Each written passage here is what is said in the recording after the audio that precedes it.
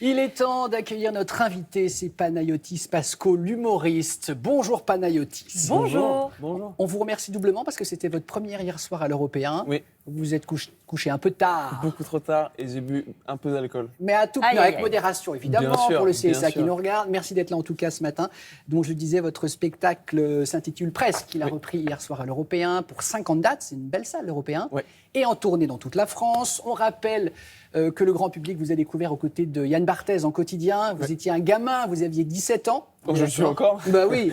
Et à 23 ans, ça y est, comme un grand sur scène, dans votre seule en scène, où vous racontez des pans de votre vie, Panayotis. Oui.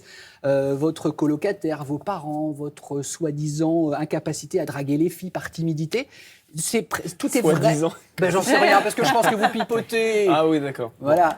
Qu'est-ce qui est vrai? À combien de pourcentage vous estimez les choses vraies dans le spectacle? Oh waouh, un gros pourcentage. Après, ce qui est marrant avec le stand-up, c'est que c'est mettre en forme quelque chose qui est très interne, c'est l'extérioriser, donc on est toujours obligé de le modifier légèrement et ça passe à travers un prisme très précis qui est le mien. Et donc, quand même, beaucoup de choses sont très vraies dans Et le ça spectacle. passe aussi par le prisme du baiser. On apprend plein de Oui. choses dans ce spectacle. Regardez, extrait. En plus, j'ai appris il n'y a pas longtemps que quand t'embrasses quelqu'un, les germes contenus, vous allez pas aimer cette info, les germes contenus dans la bouche de la personne restent en toi 4 ans après le bisou. Quoi? T'entends tous ces cassos pour embrasser des cassos? Quoi? Thibaut Courchevel 2018? Il est là. Va lui dire bonjour de ma part.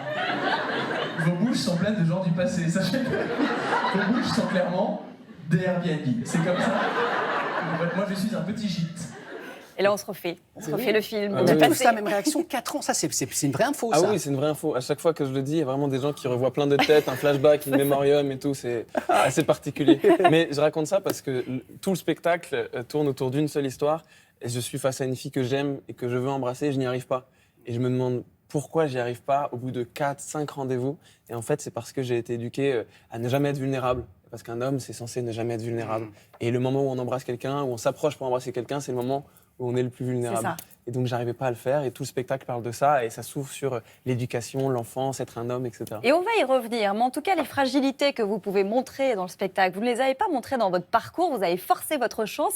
Il paraît qu'après une semaine de stage dans une boîte d'attachés de presse, vous êtes parti avec le fichier qui contenait les numéros de téléphone de stars, vous avez appelé Oui. Gérard Depardieu. Ah oui, vous voulez qu'on m'arrête là tout de suite? Non, mais c'est dingue. Il vous a accueilli comment, Depardieu, quand vous l'appelez? Bah, c'était un peu marrant. Mais du coup, quand j'étais plus jeune, je contactais les gens sur Internet et j'allais Ah à la oui sortie des pièces de théâtre, etc. pour parler. Et j'étais arrivé dans une agence d'attachés de presse et le dernier jour de stage, je leur ai volé tous les fichiers. fichier. Et j'ai appelé Gérard Depardieu. Mais il vous a et- dit quoi? Bah, moi, je voulais l'interviewer, je voulais le rencontrer parce que je trouve que c'est un monsieur incroyable. Et ses livres, en plus, c'est ses livres qui me touchent le plus. Et je l'appelle et je lui dis voilà, j'ai 15 ans, je suis en 3e, j'ai fait un petit stage, j'habite en banlieue, est-ce qu'on peut se rencontrer? Et il me dit mais tu veux être quoi, toi, dans la vie? Tu veux être journaliste? C'est vraiment un métier de con. Désolé. Non, mais on C'est ce reconnaît qu'il bien me dit. Gérard, oui. Et je dis bah non, Allez-y. je sais pas. Et il m'a dit mais tu veux être quoi, architecte? J'ai dit peut-être, oui. Et il m'a donné plein de noms d'architectes japonais. Il m'a dit on se rappelle demain, on en parle. Je l'ai rappelé le lendemain, on en a parlé. Ah. Et après il m'a dit je sens que t'as pas envie d'être journaliste, tu veux être artiste, tu veux faire du beau, fais du beau. Et du coup C'est top, voilà. c'est tout. Il m'a génial, dit mais je ferai pas extraordinaire. d'interview par contre, j'en ai rien à foutre. Ah ouais, il n'aime pas Bon, ça. d'accord. Il n'aime pas ça. Ok. En parcourant votre Instagram, Panayotis, on constate deux choses. D'abord, à quel point, capillairement parlant, vous vous amusez. Ah, je m'amuse pas, c'est juste du gras dans mes cheveux. Non, mais regardez, ça j'adore. Regardez le montage, c'est énorme quand même. Vous êtes au burn, après vous êtes un peu plus foncé, libre dans le vent. Et puis, deuxième chose également, vous êtes très fashion victime. Et c'est la semaine de la mode en ce moment. Ben si, parce que vous êtes très urban style, c'est-à-dire que vous aimez prendre des photos.